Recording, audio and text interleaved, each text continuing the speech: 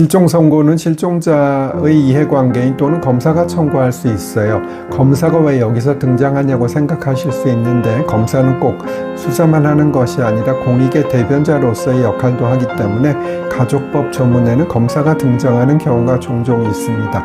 하여간 이해관계인은 실종 선고로 인하여 실종자의 사망 간주가 되었을 때 권리를 얻거나 의무를 면하게 되는 사람을 말합니다.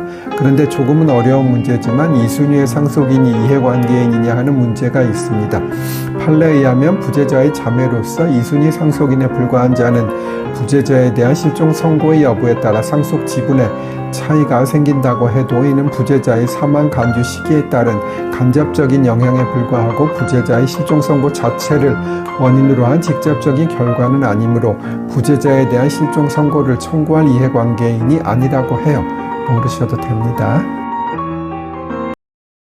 전의 쇼츠에서 이어집니다. 실종 선고는 실종자의 생사가 불분명해 사망 간주를 하는 절차이므로 이를 까다롭게 하고 있어요. 청구인이 실종 선고를 청구하면 사실 여부를 확인하기 위해 법원에서는 주민조회, 병제, 경력조회, 출입국 사실조회 등을 해서 실종자를 찾게 됩니다. 이런 것들을 통해 법원은 실종이 맞는지 판단을 하겠지요. 그리고 이런 것을 통해서 실종이 맞다고 판단해도 바로 실종 선고가 되는 것은 아닙니다. 6개월 동안 공시최고 절차를 거쳐야 하기 때문이에요. 그 기간 동안 아무런 신고가 들어오지 않아야 법원은 실종 선고를 하게 되고요. 그렇기 때문에 실종 선고 절차는 전에 사실 확인 절차, 공시최고에 걸리는 시간을 고려하면 적어도 1년에서 1년 6개월 정도 걸리게 되는 것이에요. 다음에는 실종 선고 효과에 대해 설명드릴게요. 전의 쇼츠에서 이어집니다. 민법은 실종 선고의 효과로 사망한 것으로 본다라고 규정하고 있어요. 즉 사망으로 간주합니다.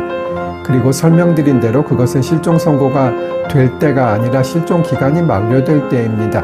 만약 감남이 외국에 2001년 1월 1일에 갔는데 한국에 있는 아내와 마지막으로 2002년 1월 1일 통화했고 그 후에 연락이 두절되었으며 그 후 부인이 늘려가 2020년 1월 1일 실종 선고를 청구해서 2022년 1월 1일 실종 선고를 법원으로부터 받았다면 마지막으로 살아있음이 확인된 2002년 1월 1일부터 5년의 일반 실종 기간이 경과한 2007년 1월 1일경 사망한 것으로 간주되는 것이에요.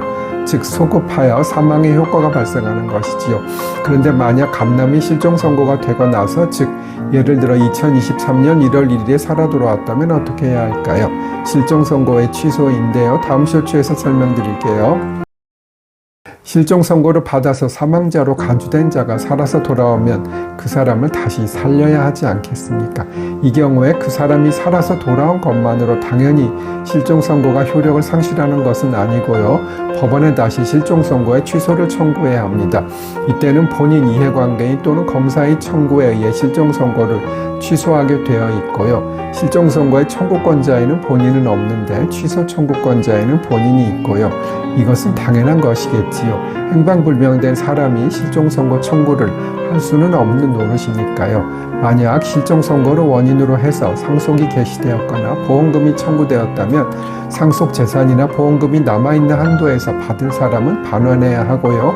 만약 실종자가 살아있는 것을 알고 상속을 진행했다면 즉 예를 들어 생존 사실을 알고 상속 재산을 가로챈 경우에는 이익을 붙여서 반환해야 합니다.